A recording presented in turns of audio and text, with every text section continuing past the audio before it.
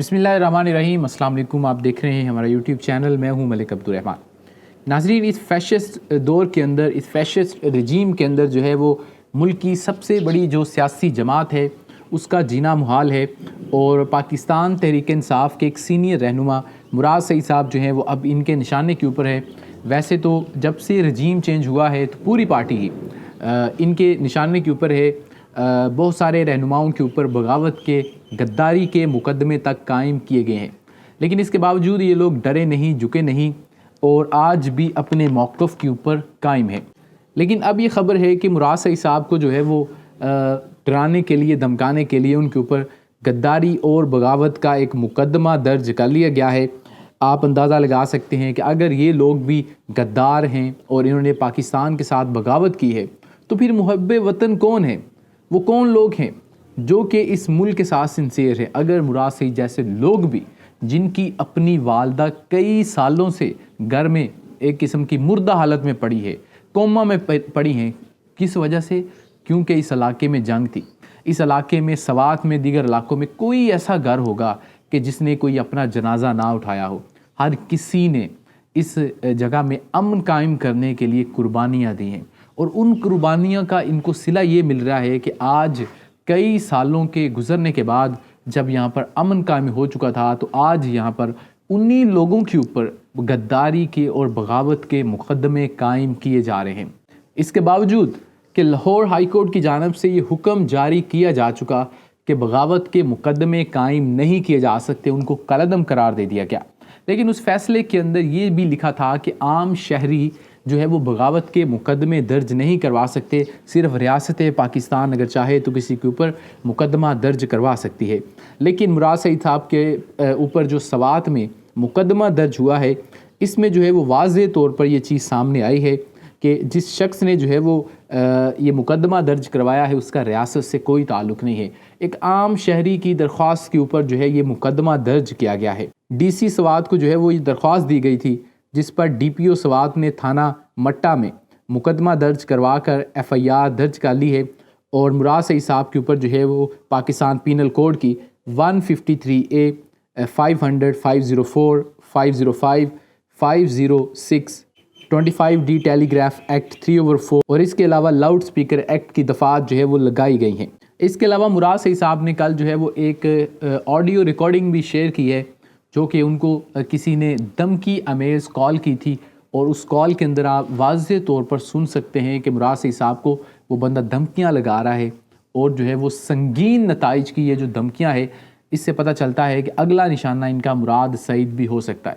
हाँ साहब, दे वीडियो नवरुस्ता कबल में वन लेदेन कल दले में वेन उसका इसमें अवल कोला अल्लाह पाक चांस बराबर को पे इंतज़ार का वक्त खाना कलार नहीं मखा अब इंतज़ार का वक्त कि दगा देता तो छोटी बांधी कर के देशी गना इंतज़ार का दागे नहीं होता मखी कवा दे खुदा गवा के पछुड़ा ना नवते पता देवाना लगे ना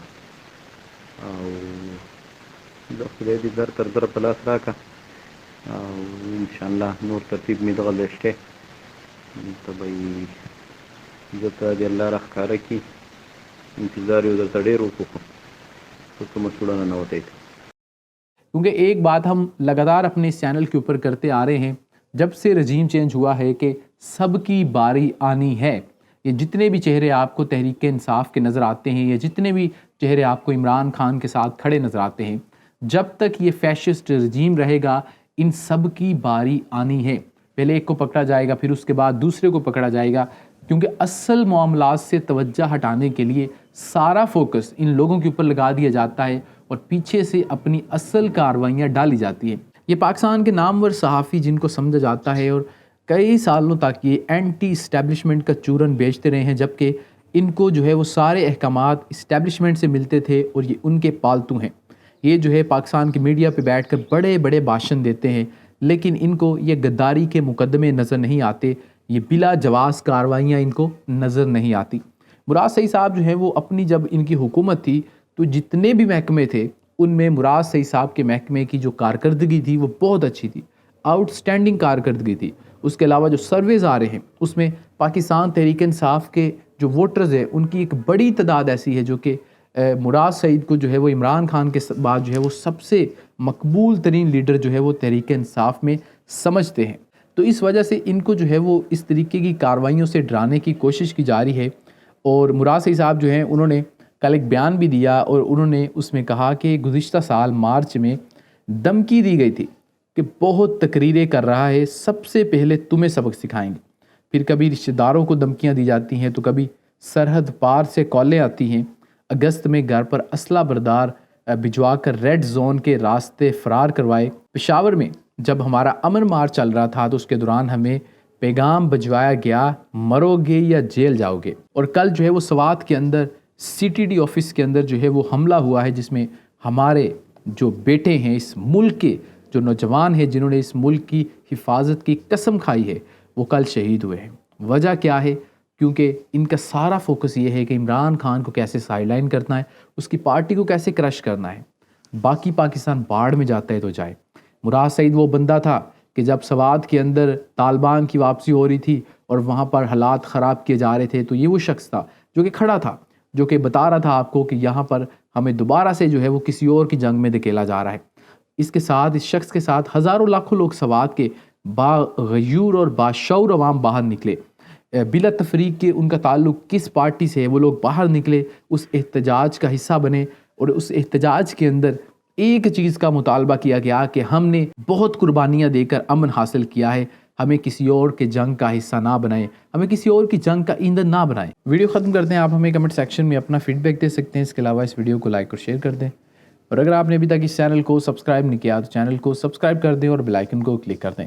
ملتے ہیں آپ سے اگلی ویڈیو میں. مجھے اجازت دیجیے. اللہ حافظ.